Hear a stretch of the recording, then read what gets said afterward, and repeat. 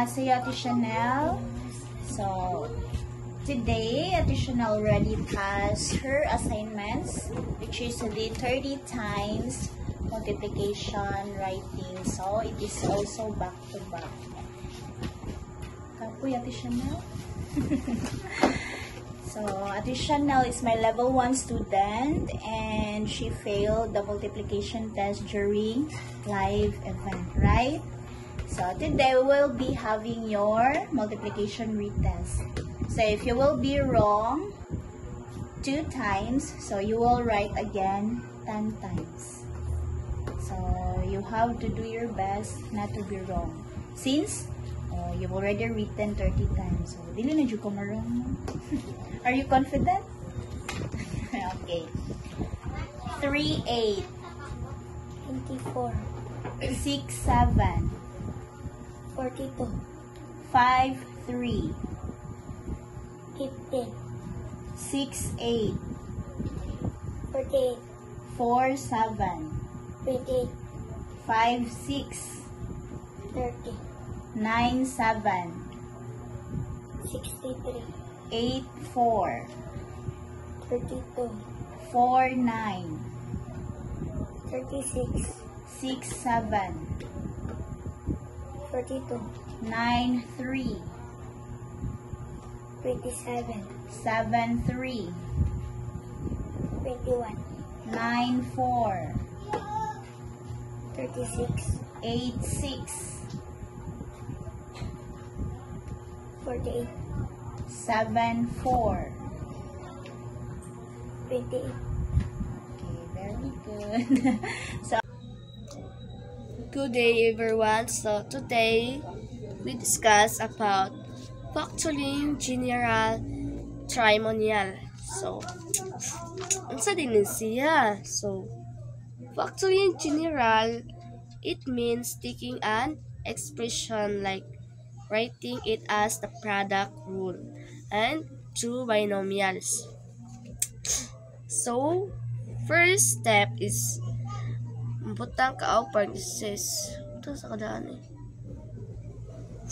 So, ato siya kuan i-multiply. So, imo siya multiply. Multiply the first term. So, y squared imo siya ikaduha, imo siya tungaon jud ana divide. So, y squared. So, square duha man siya. And then, second is, mangita ka og times nga makuha nimo ang 12 og 4. Sa unsa nga kuan nga side, pwede division, multiplication, subtraction, addition. 4. Mangita ka nga makuha nimo ang 12 and 4. So for like example, 6 1 6 2. So 6 times 2 12. 6 2. Siyempre ang kuan ang sign. Ato siya copy ang sign case plus and minus. Copy na. So mana siya guys. Para ma-sure na to itong answer guys, maggamit ta og FOIL method. So, FOIL method.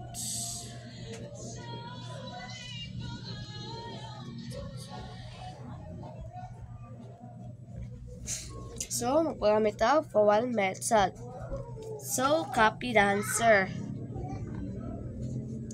Y plus 6 close parentheses open parentheses y minus 2 close parentheses.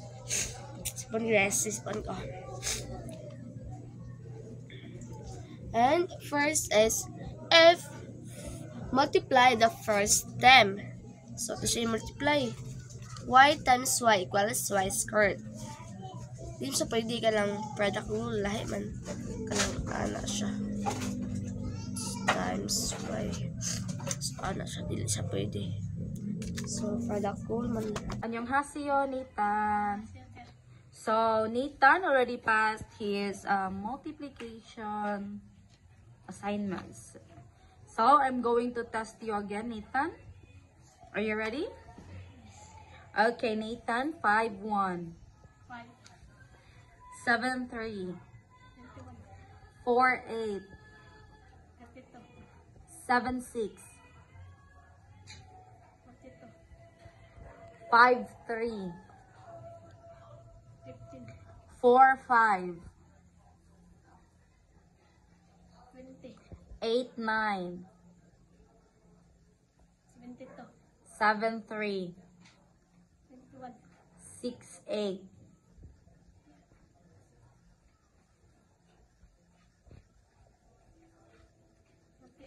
Congratulations, Nathan. You passed the test. Okay, so 69 times 20 is 1,380. So, are we going to copy ba? Ay, ato pa ba siyang isud sa parentheses? Dili na. So, 1,380 plus 400. Copy everything. So, 400 plus 1,380. 1,780. So, pila ang atong 70 nga term? 1,780. So, ang first term nito kay 1,780. Second term na rin, 420. Muna siya nga itong ika-70 nga term. A more example? Ayaw.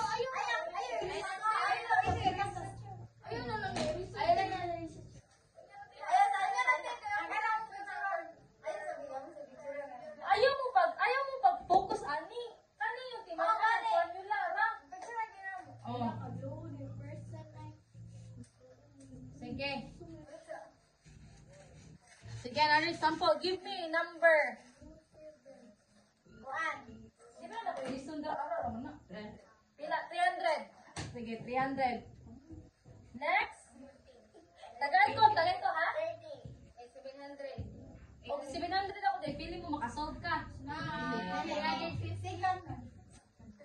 Pero kung imoy butang dira 700, ang atong common difference tayo? Kung butang ako dira 700. O, 400. Ha? 300? Ha? 320? 340. Butang na to. 340.